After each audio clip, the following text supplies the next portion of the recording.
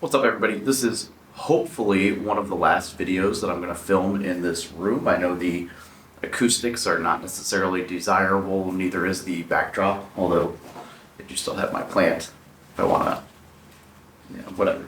That being said, working with what I got, right, to get some videos out to you. So today's video is how to become a military millionaire in 2022.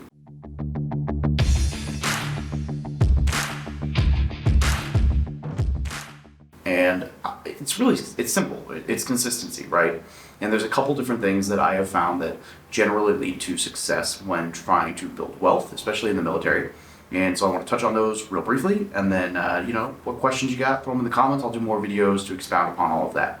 So the first thing is to save money, right? So to live within your means. So if you make $10,000, then save at least $1,000 of that, right? So essentially just look at your budget.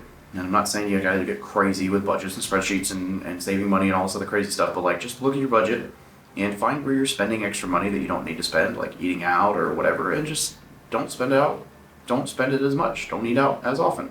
And then ta-da, that's huge, because that alone will save you money that you were already spending. And saving money is infinitely more powerful than earning money to an extent, right? Like if you save $1,000, it is actually more valuable than earning $1,000 more, because you're already taxed on the money that you were spending. Whereas if you earn that $1,000 more, you're getting taxed on it, so it's not a full $1,000. So if you were making $3,000 a month and you saved $1,000 extra, ta-da! But if you make $4,000 a month now, well, now you make more money, but you're getting taxed on that, so it's not the same in your pocket, right? So cutting expenses is very important. Wealth is built by minimal expenses and maximizing income. If you get rich by increasing your income, but your expenses climb, you're really not helping your financial situation as much as you think. So make sure your expenses are under control, make sure you know where your money's going, make sure you're doing things right financially, and then you should definitely be contributing to your TSP, your thrift savings plan. If you're on the blended retirement system, at least 5%. Got a million videos on this, but if you're not getting that matching contribution, you're literally throwing free money away, right? That's just dumb. It's basically like saying, I don't want the 5% raise. So that's silly. Definitely contribute at least 5% to your thrift savings plan. I was contributing 60% my last year. I'm all for maximizing your thrift savings plan contributions and really being savvy with how much money you're able to put in there, because at an early age, that money is infinitely more powerful than when you're trying to catch up later. So the more money you can put into your thrift savings plan, sooner, the better long term. The third thing is the VA loan, right? You can use this as just a number of different ways. My favorite way is house hacking, whether that's that you buy a really big 4 or 5 bedroom single family house and rent out 3, 4 bedrooms to friends or coworkers or other service members or random tenants or whatever, or you buy a duplex, triplex, fourplex, and you rent out the other units while you're occupying one of the units, and they help pay for your mortgage. And then you can save more of your BAH, and you can save that to build up your emergency funds and pay off debt, and then reinvest. And I think those are all very viable strategies and very good things to be doing. You can also use the VA loan for a primary residence for yourself, and if you do that right, where you're buying a property where there's kind of outdated and you can do some updates to build equity, and it's in a good location, that can be a valuable strategy as well. I just really like the ones where you're able to save your BAH and then reinvest that accordingly while living for cheaper in a house. I think house hacking is just very powerful in that way. So let's see, we covered expenses, thrift savings plan, VA loan. Those are the 3 biggest. After that, it's all about educating, helping your network out. So getting around people who are doing what you want to do or have already achieved what you want to achieve, and really boosting that network and really boosting just your knowledge level, right? So learning, if you want to invest in index funds, which is great, then learn about index funds. If you want to invest in real estate, then learn about real estate, right? Read some books, listen to some podcasts, get around people who are already doing it, join our Facebook group and ask some questions, right? There's tons of knowledgeable people in there. And so it's really all these different things in the education sphere.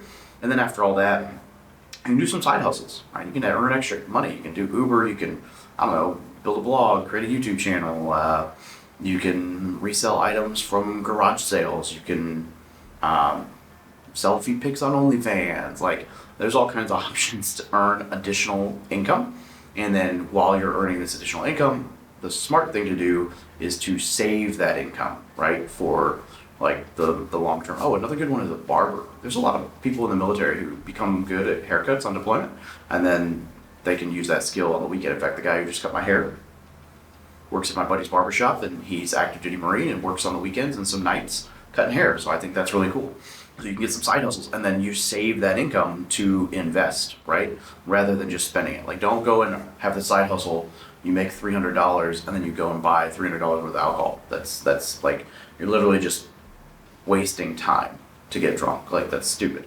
But what you could do, and what would be smart, would be if you go earn this $300 and then you invest all of that, because you didn't need that money anyway because you already recovered from your job. Go invest all $300, and if you just do that, like, imagine if you earned, even just $100 a week.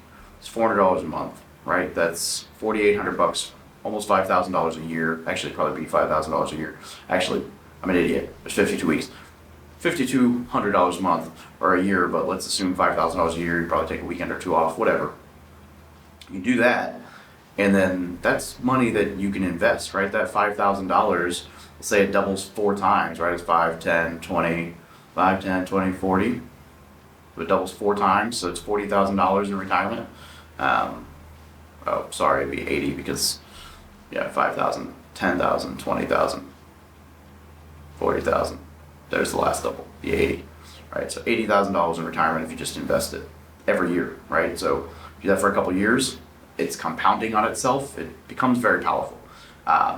So side hustles are very good, right? So, but don't start the side hustles till you get your expenses under control. Otherwise, you're just going to spend all the side hustle money, and then you're trapped yourself into this hole of like working all these extra hours, not enjoying life, and not getting the benefit from it. I mean, financial freedom is pretty easy. Becoming a military millionaire is really not that hard. It just takes consistent action and a little bit of sacrifice. Like, I sold my sports car. I didn't get as many tattoos as I would have liked. I, saved some money here and there, but I reinvested those things and, went from negative net worth in 2015 to millionaire in 2021, financially free, exit the military. It could be a lot worse. Like, life could be a lot worse. So it's totally doable. If you want to start that journey, the simple breakdown is like, live within your means, definitely contribute to your thrift savings plan, definitely look at using your VA loan to house hack, or buy a property that you can update and build equity in, but I prefer house hacking. Look at how side hustles, increase some income, and then reinvest everything and get around people, educate, and learn, and just become a better investor. And that's it. That's all you gotta do. And then 2022 can be your year. It starts, and you build wealth.